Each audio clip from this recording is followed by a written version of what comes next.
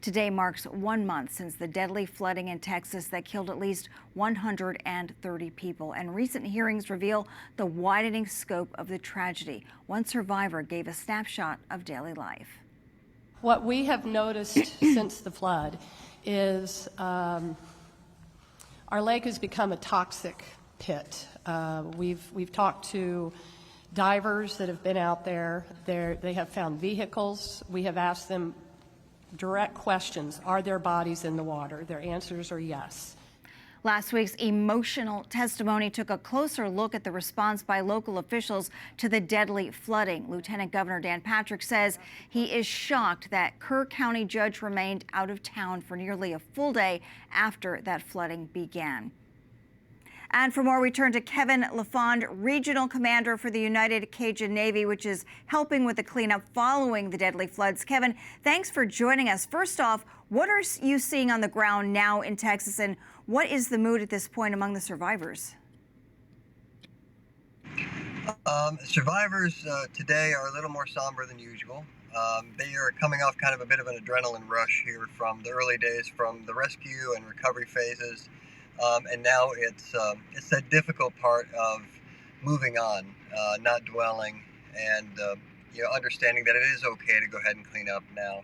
It is okay. The rescuers and the recovery teams have done their jobs. Secondary and tertiary scans have been done to ensure that their property is safe to clean up again. And now it's the time to hand off to them while giving a hand up so that they can move forward with strength on their own. Yeah, I imagine a lot of reality is still setting in. What sort of work is the United Cajun Navy doing, both in terms of material help, but also spiritual aid? On the material side of it, we have a large warehouse full of just about anything they can need, so we're at their beck and call.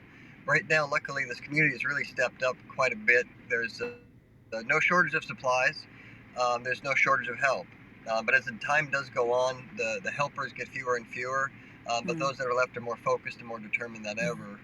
I met with a lot of locals here recently that can be stood up in place of our teams, which is the ideal situation. Let's get them in there doing the work here on their own so they can continue on the ground in duration, whereas we'll have to stage up for the next hurricane or whatever might be coming here in the not too distant future. But spiritually, we've been trying to share the stories of survivors, their moments of kind of divine intervention, if you will, other moments of being led in light in the darkness and finding a purpose just by walking the path, and even resetting up little statues that got knocked down during the flood and coming back to discover that these areas were areas that pastors and ministers were coming back to, and witnessing more people coming to Christ.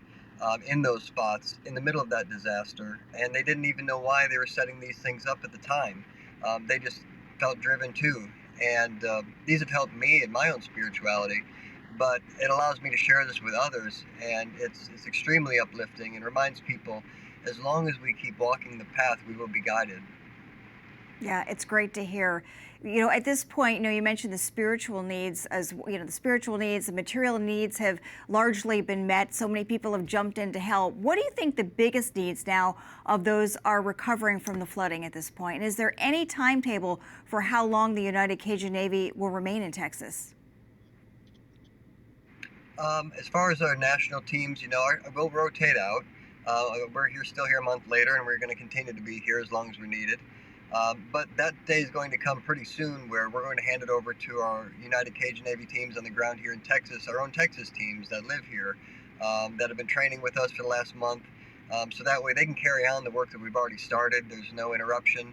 All the connections we've made, all the resources we've had are all theirs. And more importantly, our connecting of the dots. Who needs what kind of help where? And where are the resources and how to get them to them. So that is really our main focus now, is keeping those dots connected, keeping the resources going to them, and making sure that they have both the emotional, spiritual, and physical support that they need here. Well, much appreciated for everything you guys are doing, and of course everyone who's pitched in since that terrible tragedy just 1 month ago. Kevin LaFond, Regional Commander for the United Cajun Navy, thanks for being with us. Yes, ma'am. Thank you.